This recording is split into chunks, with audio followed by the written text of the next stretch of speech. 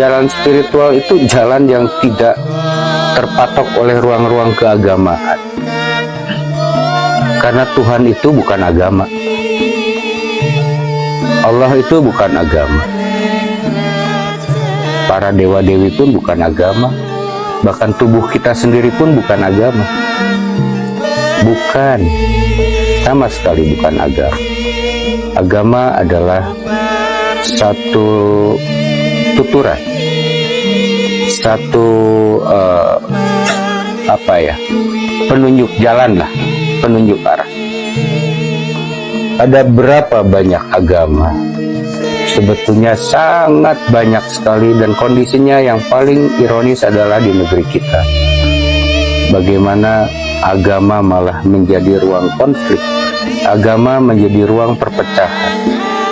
Jangankan di tingkat yang lebih besar, bahkan di tingkat keluarga saja bisa terjadi perpecahan gara-gara agama.